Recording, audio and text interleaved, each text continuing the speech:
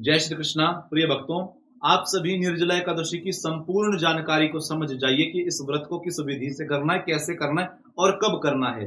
17 जून को सवेरे 4:30 बजे ये एकादशी तिथि प्रारंभ होगी और 18 जून को सवेरे 6:24 तक एकादशी तिथि रहेगी। तो व्रत तो आपको उदया तिथि के अनुसार 18 जून को ही रखना ज्यादा शुभ होगा। वैसे तो एकादशी 2 दिन रहेगी, 17 जून को भी और 18 जून को भी, पर जो व्रत है वो आपको उदया तिथि के अनुसार द्वादशी युक्त जो एकादशी है वो 18 जून को है, तो व्रत तो आपको 18 जून को रखना है। ठीक है, पारण कब करना है ये भी समझ लीजिए। अगले दिन यानी 19 जून को आपको सवेरे सूर्योदय के पश्चात आपको 7 बजे तक पारण कर लेना है। शास्त्र कहते हैं सर्व पाप विनिर्मुक्त पद्म गच्छति नामयम तत्र प्रवृत्ति भीमेण कृत एकादशी स्वभावत। बोले जो मनुष्य निर्जला एकादशी का व्रत करता है उसके संपूर्ण पापों को निर्जला एकादशी नष्ट कर देती है। इतनी बड़ी बात शास्त्रों ने कह दी। यदि आप वर्ष भर की दूसरी एकादशियां नहीं कर पा रहे हो तो आपको निर्जला एकादशी का व्रत जरूर करना चाहिए। और जो भक्त पहली बार इस व्रत को कर रहे हैं उनके लिए भी बहुत बहुत शुभकामना। ये एकादशी महारानी आपके लिए शुभ फल प्रदान करें। शास्त्र कहते हैं मुंचते पातकई सर्वे निर्जला वीरुपुष्यता।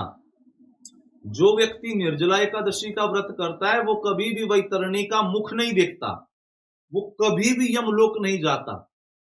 शास्त्रों ने इतनी बड़ी बात कह दी, तो ये व्रत तो आप सभी को करना है। और इस व्रत को जब आप सवेरे ब्रह्म मुहूर्त में उठोगे, सूर्य अर्घ देंगे, तुलसी की 11 परिक्रमा आपको देनी है।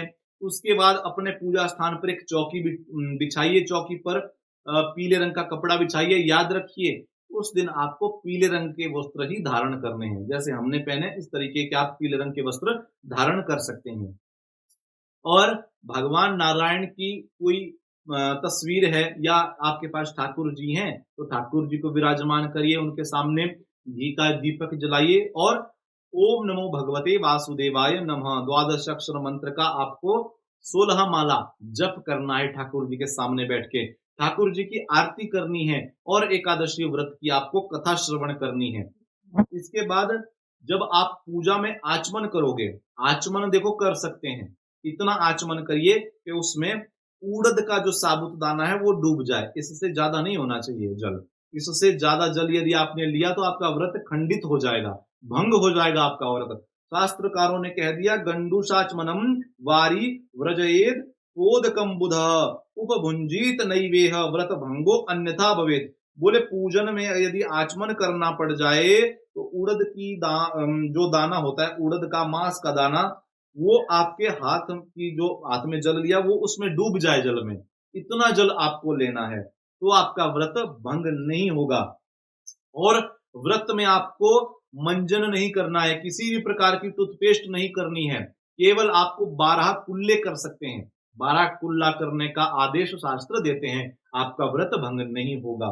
ठीक है, अब क्या क्या नहीं करना चाहिए व्रत में ये भी आप सुन लीजिए, ये बात भी शास्त्रों ने कह दी। बोले कांस्यम मासम मसुराश्चाणकान कोद्रवासम तथा शाकम मधुरा परान्नंच पुनर्भोजनम मैथुने।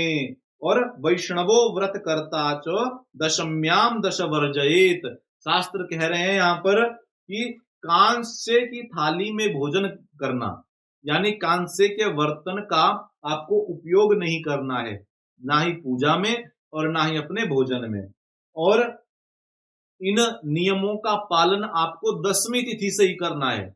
10वीं एकादशी और द्वादशी 3 दिन का एकादशी का व्रत माना जाता है, तो 10वीं तिथि से ही आपको इन चीजों का पालन करना है। कांसे में भोजन नहीं करना है, उड़द की दाल नहीं खानी है, मसूर की दाल नहीं खानी है, चने की दाल नहीं खानी है, किसी भी प्रकार का शाक पत्ते वाला नहीं खाना है, शहद नहीं खाना है और दूसरे के हाथ का अन्न भी नहीं खाना है और 2 बार भोजन भी नहीं करना है। 10वीं तिथि को भी एक ही बार भोजन लीजिए और 10वीं तिथि को जितना ज्यादा हो सके आप जल ले लेना, क्योंकि अगले दिन आपको निर्जल रहना है ना, तो जल आपको ज्यादा से ज्यादा पीना है ताकि अगले दिन आपका काम चल जाए। ठीक है, 2 बार भोजन नहीं करना है, शारीरिक संबंध नहीं बनाना है, मैथुन आदि क्रिया नहीं करनी है। ये सब चीज आपको 10वीं तिथि से ही त्याग देनी है, ऐसा शास्त्रकार कह रहे हैं।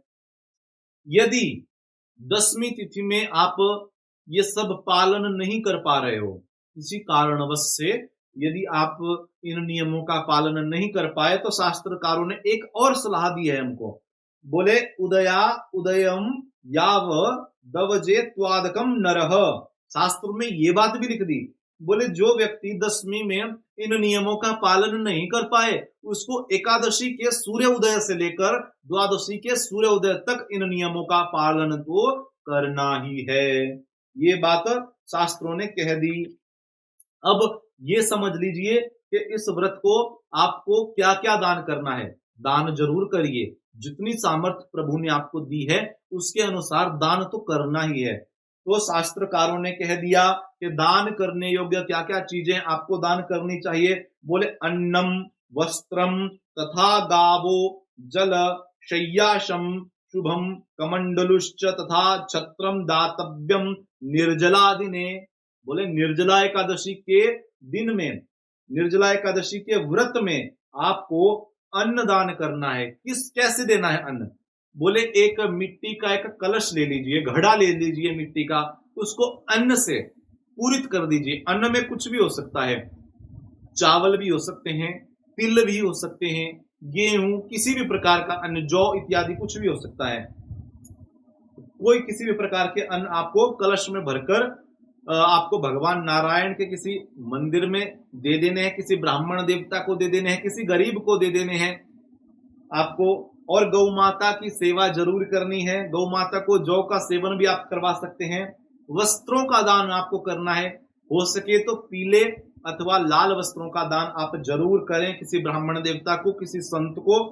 और बोले गावो, गाय को जल सेवा जरूर आपको देनी है, जल का दान जरूर करना है। चारा की सेवा, पशु पक्षियों की सेवा, क्योंकि व्रत आपने किया है, पशु पक्षियों ने नहीं किया है, इसलिए पशु पक्षियों को आपको दाना डालना है, उनके लिए जल की व्यवस्था, प्याऊ की व्यवस्था करनी है। और गौ माता को चारा की और जल की दान भी आपको करना है।